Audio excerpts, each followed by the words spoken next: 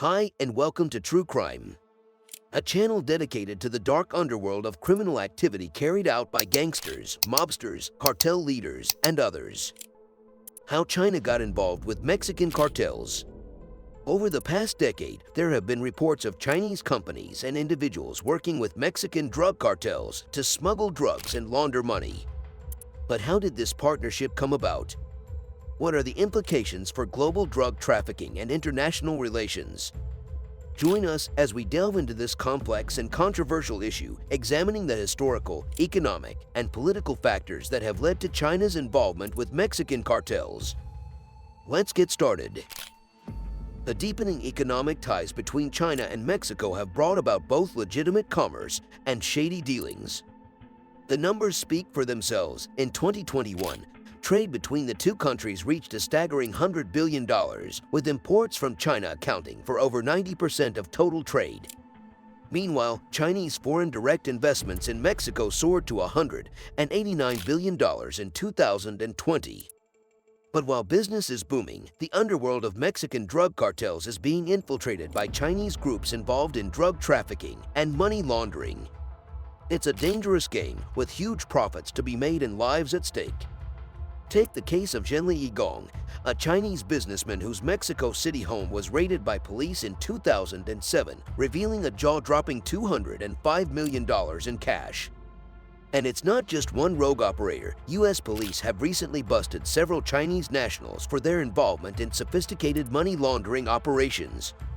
To shed light on this complex issue, we spoke with Vanda Felbab Brown, a leading expert on the topic.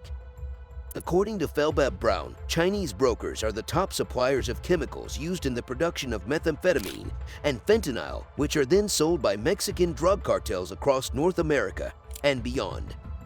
But the Chinese involvement doesn't end there. They are also laundering money for the cartels, fueling the global drug trade.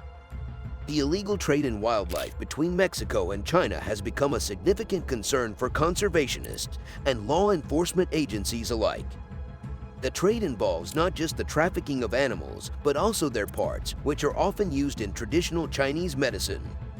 The demand for these products is so high that it has driven many species, such as the vaquita porpoise, to the brink of extinction.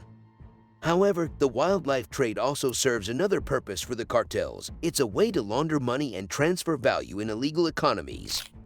The illegal wildlife trade is a multi-billion-dollar industry with a huge markup on the products from source to retail. This makes it an attractive option for those looking to move money across borders without attracting too much attention from the authorities. The cartels are using the profits from the wildlife trade to pay for drug precursors, which are chemicals used in the production of illegal drugs.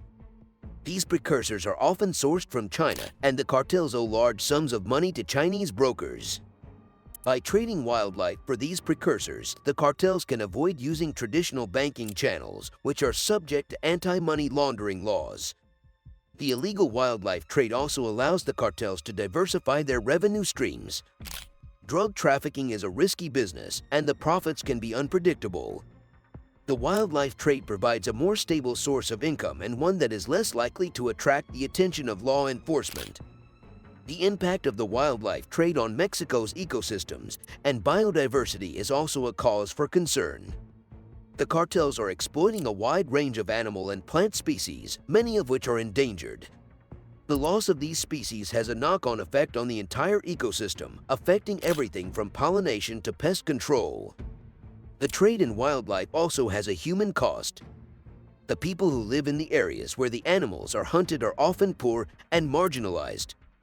They are often forced to work for the cartels, who pay them a pittance for their labor. Many are also at risk of violence and exploitation. In the past, Chinese traders would often work directly with Mexican fishers, offering contracts for desired seafood species and buying directly from them. The Chinese traders would then organize transportation to collection hubs and ports in Mexico before shipping the seafood back to China. However, Mexican criminal groups have since pushed out Chinese traders from these direct purchases, leaving Mexican fishers to sell exclusively to these criminal groups who then sell to Chinese brokers. Many of these brokers deal in both legal and illegal marine species and also operate other businesses in Mexico, such as supermarkets and restaurants. They are keen to have legal papers for the export of fish from Mexico regardless of whether they are genuine or fake, as long as they can make it look okay to authorities. In turn, Mexican cartels are forcing seafood processing plants to treat the seafood the cartels bring in and provide fake permit documents. In contrast, Mexican drug trafficking groups extensively source their precursors from China, but their physical footprint in China is minimal. This trade relationship between China and Mexico is a concerning trend as it has resulted in the exploitation of natural resources, wildlife trafficking, and money laundering through the use of wildlife commodities. The Mexican cartels are seeking to legally and illegally harvest a wider range of animal and plant species to pay for drug precursors, which can devastate natural ecosystems and biodiversity in Mexico.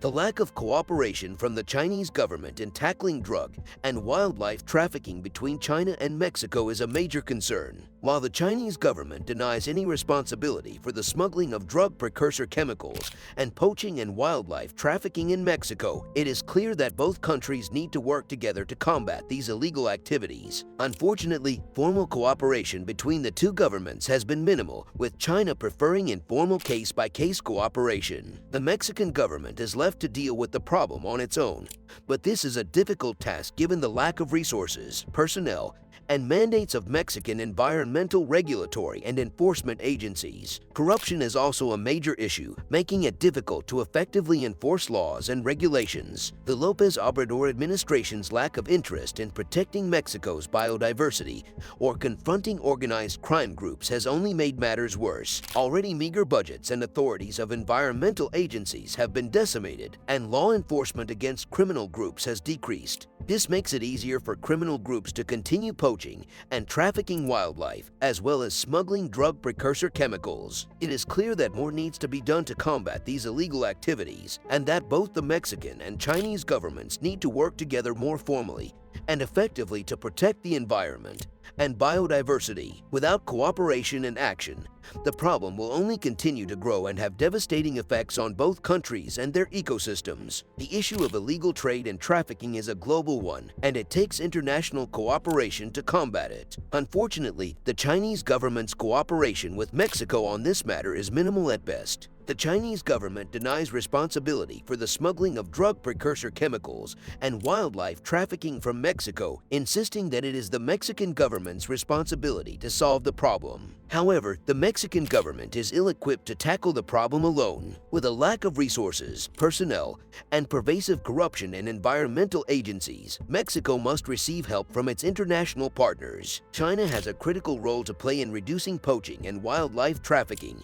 and the flow of precursor chemicals to Mexico. Collaboration between China, Mexico, and the United States is necessary to combat the problem effectively. This collaboration requires China's willingness to share intelligence, interdiction against violators of China's laws, and actions to reduce demand in China for wildlife products smuggled from Mexico. In the past, the Chinese government has taken some law enforcement actions under intense international pressure. However, more needs to be done. It's time for China to increase its interdiction operations against precursor traders catering to Mexican cartels and retailers of smuggled wildlife. These actions will make trafficking more difficult, giving more of a chance for Mexico's biodiversity to survive and for people to use synthetic drugs. While it won't end the illegal trade, smartly designed and implemented law enforcement actions can have a significant impact. It's time for China to step up and do its part in combating illegal trade and trafficking. Let's hope that with increased international pressure, we can work towards a solution that protects both Mexico's biodiversity and the people affected by drug trafficking. Thank you for watching another amazing video from our true crime team. Like, comment, and subscribe, and stay tuned to our next real-life true crime video.